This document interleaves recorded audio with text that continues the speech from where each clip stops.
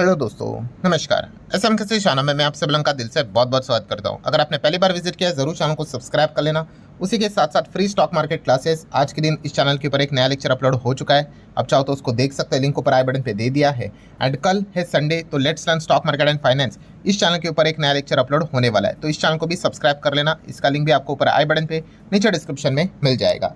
सो चलिए दोस्तों, फिलहाल इस वीडियो को स्टार्ट कर लेते हैं।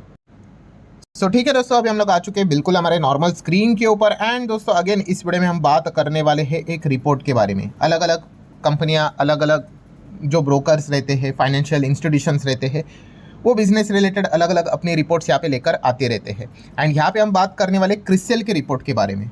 मतलब क्रिसिल ने एक पर्टिकुलर सेगमेंट को लेकर चेतावनी यहाँ पे जारी की है। ऐसा वो क्यों कह रहे हैं, उसके पीछे का रीज़न क्या है। एंड अगर आप इस सेक्टर को अगर आप स्टडी करते हो तो ये चीज़ें आपको अच्छे से पता होनी चाहिए। और दोस्तों वो सेक्टर है ज्वेलरी सेक्टर।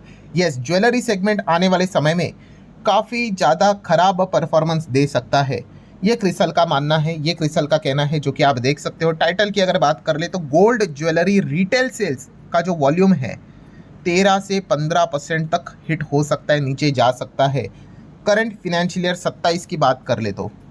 एंड ये जो क्रिसल का अनुमान है 13 से 15%, ये लिटरली डिकेड लो की वो बात करें। डिकेड मतलब एक डिकेड मतलब 10 साल की वो बात कर रहे हैं।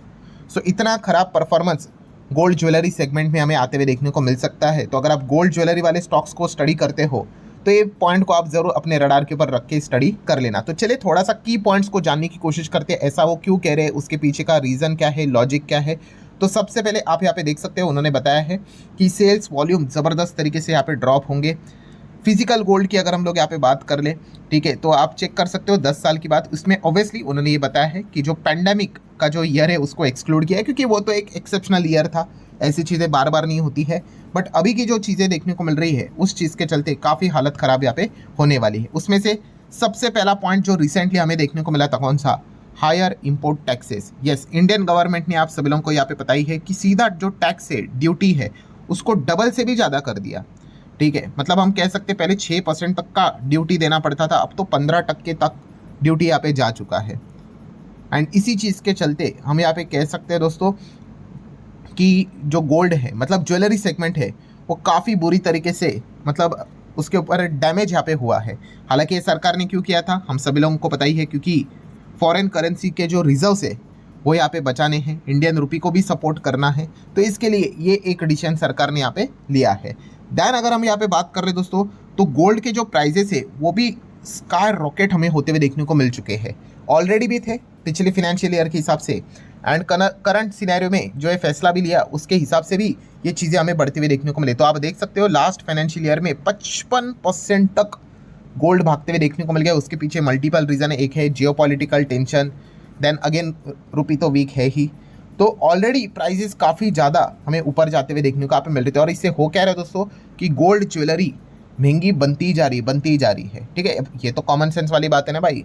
ज्वेलरी के लिए रॉ मटेरियल क्या है? गोल्ड ही तो, मतलब गोल्ड की ज्वेलरी होगी तो उसके लिए गोल्ड ही तो रॉ मटेरियल रहेगा। अगर गोल्ड 100 पे है तो ज्वेलरी उस हिसाब से रहेगी। अगर गोल्ड का प्राइस अगर 150 हो जाएगा तो ज्वेलरी और महंगी हो जाएगी, 200 होगा तो और महंगी। तो यही हो रहा है दोस्तों कि गोल्ड ज्वेलरी के जो दाम हैं वो अब लिटरली कॉमन पीपल के अफोर्ड करने के बाहर हमें जाते हुए देखने को मिल रहे हैं।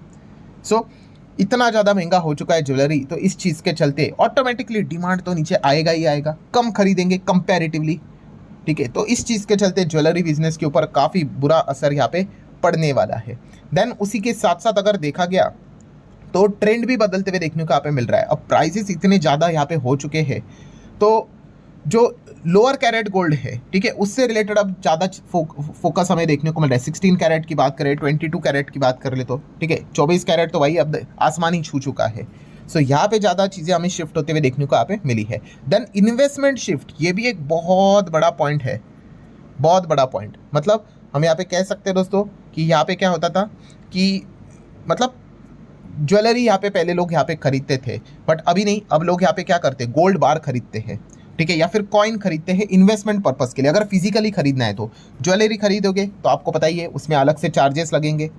तो वो इन्वेस्टमेंट के लिए ज्वेलरी कभी ग्रेट आइडिया रहा ही नहीं है। ठीक है, अगर कोई बार बीर खरीदेगा, कॉइन खरीदेगा तो चलो ठीक है, एंड सबसे बेस्ट इन्वेस्टमेंट ऑप्शन अभी कौन सा है दोस्तों, बिकॉज ऑफ डिजिटली इतना सारा अवेयरनेस भी बढ़ चुका है। यस, लोग क्या करते हैं अब गोल्ड के ETF में ही पैसा लगा देते हैं।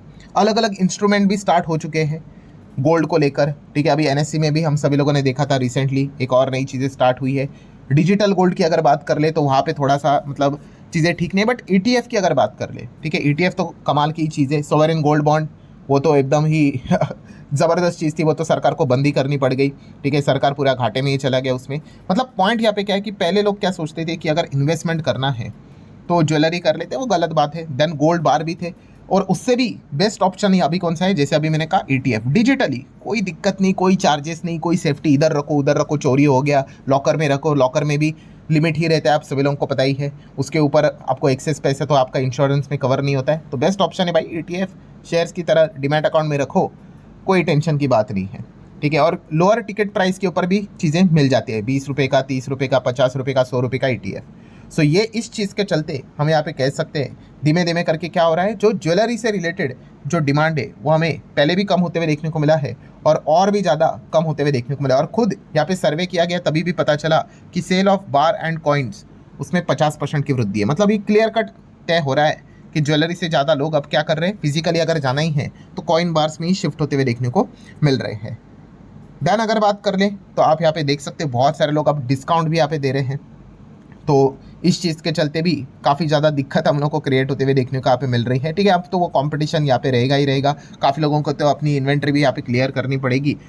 कुल मिला के कंक्लूजन यहाँ पे क्या है दोस्तों, कि ज्वेलरी स्पेस में हम लोगों को यहाँ पे भूचाल आते हुए देखने को मिला है, ठीक है। पिछले साल तो बहुत ही ज़बरदस्त गोल्ड महंगा यहाँ पे हो गया, ठीक है, तो ऑलरेडी चीज़ें दिक्कत में थी। एंड अब तो मिडल ईस्ट क्राइसिस के चलते डॉलर रुपये रिश्ते के हिसाब से डॉलर रिजर्व्स, फॉरेक्स रिजर्व्स को बचाने के लिए सरकार यहाँ पे क्या कर रही है, बाहर से जो गोल्ड हम मंगवाते हैं उसको और महंगा कर रही है, टैक्स लगा कर। ड्यूटीज़ मतलब वही टैक्सेस ही रहते हैं।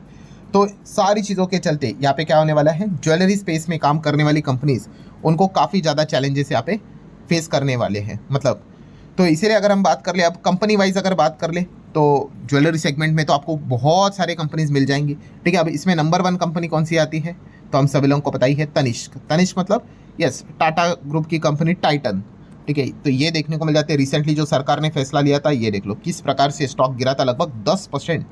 टाइटन इतनी लार्ज कैप कंपनी, लगभग 3.5 पौने 4 लाख करोड़ का मार्केट कैप वाली कंपनी 10% उड़ना, मतलब कितनी बड़ी बात है, आप अंदाजा यहाँ पे लगा सकते हैं। तो इसी चीज़ के चलते ये दिक्कत यहाँ पे हुई थी। देन अगर हम लोग यहाँ पे बात कर ले, इसके बाद कौन सी सेकंड नंबर पे कंपनी आती है, कल्याण ज्वेलर्स। लिस्टिंग स्पेस की बात करें तो मार्केट कैप के हिसाब से रैंकिंग यहाँ पे दी जाती है, तो कल्याण ज्वेलर्स भी हम यहाँ पे देख सकते हैं एकदम ज़बरदस्त गिरा था, एंड टॉप से लगभग 19% तक नीचे भी हमें आते हुए देखने को मिला था। ये तो ऑलरेडी ज़्यादा इसमें हमें गिरावट देखने को मिली थी, ठीक है, उसके बाद और भी नीचे आते हुए देखने को मिला है। सो ये तो बस मैंने ऊपर के 2 ही कंपनी की बात करें। अभी इसके बाद तो आपको और भी कंपनियां यहाँ पे मिल जाती है, ठीक है, जो ज्वेलरी स्पेस में यहाँ पे काम करती है। आप चाहो तो उनको भी स्टडी यहाँ पे कर सकते हो। सो ये देखने वाली बात है कि आने वाले समय में कि ये ज्वेलरी वाली कंपनीज का मतलब ओवरऑल परफॉर्मेंस कैसे रहता है, इनके सेल्स कैसे रहते हैं, ठीक है। मतलब इनके क्वार्टरली जो नंबर जाएंगे 1 2 3 4, ये देखना काफ़ी इंटरेस्टिंग पार्ट रहेगा, क्योंकि क्रिसल को ऐसा लगता है कि पूरा जो फिनेंशियल ईयर का बात कर रहे उसमें बहुत अच्छा खासा गिरावट हमें ज्वेलरी सेल्स में देखने को यहाँ पे मिलने वाला है। एंड सेल्स मतलब क्या, टॉप लाइन। अगर टॉप लाइन गिर गया तो भाई बॉटम लाइन गिरेगा, ठीक है, मार्जिन्स खराब होंगे, नंबर्स खराब होंगे, अर्निंग्स खराब होगी।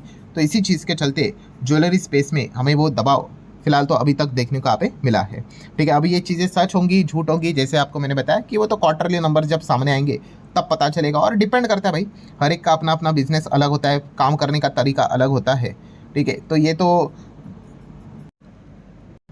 वक्त ही बताएगा कि इसको कितना ज़्यादा डैमेज हो रहा है। अब कुछ कुछ कंपनी जैसे कि अभी टाइटन की अगर बात कर ले, तनिष्क की बात कर ले, यूजुअली इनके जो कस्टमर्स होते हैं वो काफ़ी प्रीमियम होते हैं, ठीक है। क्योंकि गोल्ड में होता क्या है दोस्तों, ज्वेलरी में अगर आप जाते हो एक ही चीज़ होती है भाई कि गोल्ड प्योर रहना चाहिए। एक नॉर्मल इंसान मतलब वो गोल्ड जो है वो प्योर है, सही है, नकली है, उसमें कितना मिक्स करके रखा है वो यूजुअली पता नहीं चलता है।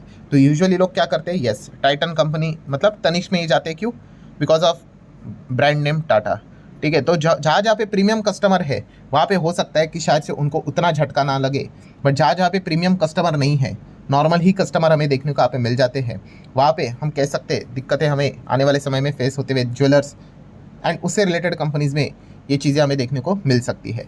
सो अगेन कहना चाहूँगा, ओवरऑल पॉइंट यही है कि अगर आप ज्वेलरी कंपनीज को अगर आप स्टडी यहाँ पे कर रहे हो तो इन सारी चीज़ों को क्या कर सकते हो, अपने रडार के ऊपर यहाँ पे रख सकते हो। सो ठीक है दोस्तों, आशा करता हूँ वीडियो हेल्पफुल लगा होगा। चाहो तो लाइक एंड शेयर भी कर सकते हो। So that's it, thank you very much दोस्तों, we will be meeting our next video. तब तक के लिए बाय बाय।